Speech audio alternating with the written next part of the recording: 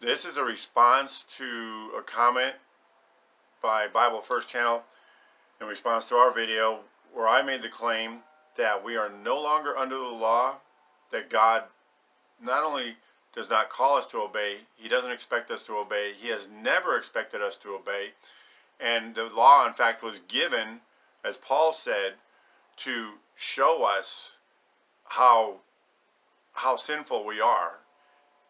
It was the law that showed us that we are not designed to function according to law because we fail. We have always failed. Everyone who's ever tried to obey the law has failed. Every single human being, except the human being that God became. That's why we know Jesus is God among many, many other things. He is the only person who has ever obeyed the law. But we asked for it. That's why He did it. I have several videos on that. Why did God give the law if He knew we couldn't obey it?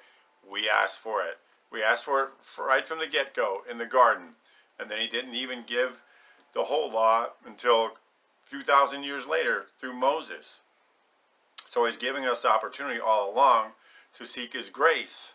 And we never do it. So then we say we can obey. That's what the people told Moses at the Mount Sinai. No one ever obeyed it. They kept going into captivity over and over again. Why? Because they failed. Because everyone fails. And then He finally came here and says, now you think you're obeying it. So who does He address? The most religiously obedient people there are. And He shoots them to pieces. He reveals that they are not obedient at all. Because He reveals that the real truth of the law is that you don't even have an evil thought. Again, Christ is the only one who never had an evil thought. Again, another proof that He is God. It's not that you don't murder, it's that you don't hate in your heart. Every single one of us has hated in our heart. Every single one of us has coveted. Every single one of us has sinned against God. Maybe you didn't commit adultery in your heart. I don't know. Some people say that's not possible. I'm not every person. But that's why He gave many laws, because all of us are guilty of some, if not most of them. We are all different people, but none of us is innocent from the law.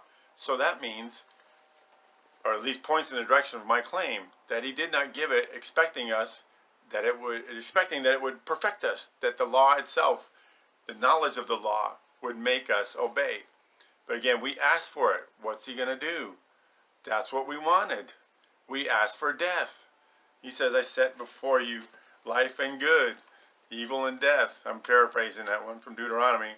He says, choose life. Life is in Him. It's not in your obedience.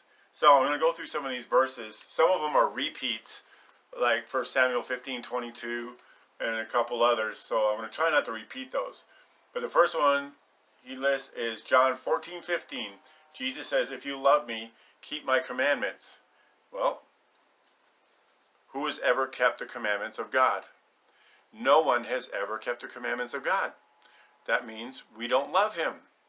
But this is love, that He loved us first. That's what it's about. That's what He's trying to get us back to, what we had in the garden. He's trying to restore that in such a way that we can't lose it like Adam did. So Adam fell, and then God had to take care of the sin. He took care of the sin. I can't take care of the sin. I can't remove sin. No one can. Only God can. But when God does it, it's not a sin by sin process. It's once and for all. And there are many verses for this. And I've put these up here. And I would like to hear a response. With all due respect, I would like to hear a response to some of the points that I have made. Because no one obeys. We don't love Him. That's the point. But what does religion do? Religion says, oh yeah, I love Him. I keep His commandments. His commandments are not grievous. I keep them all the time. No, you don't. You're a liar, and the truth is not in you. If you say you keep His commandments, I'm sorry, but you're a liar. Yeah, we've all done it. Again, I'm not pointing a finger. I'm just not that kind of liar no more. I don't believe that lie. I don't think I ever did, but I used to think maybe I could someday. But that's a lie. If you're gonna keep the law, take it seriously. That's the problem with religion. It makes light of the law. It diminishes the law. I believe in the law. I believe in the law, but I believe in the law for what it was given. It was given to show us who we really are.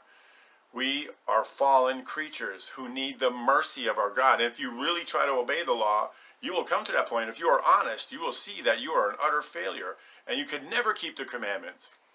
The other part of that I believe is an aspect of it, because there's many other statements the Lord makes about keeping the commandments. One definition of that word for keep is to observe, to really apply it truly the way it was meant to be applied. And I do observe the law. I observe it for what it is. It's there to show me that I can't obey it. And through that knowledge that I can't obey it, I need to seek His mercy. His mercy is the only thing that I can get out of this life, because it's Him giving to me, not me getting from Him by my so-called obedience. So I observe that. I keep that by honoring the truth of what that law is.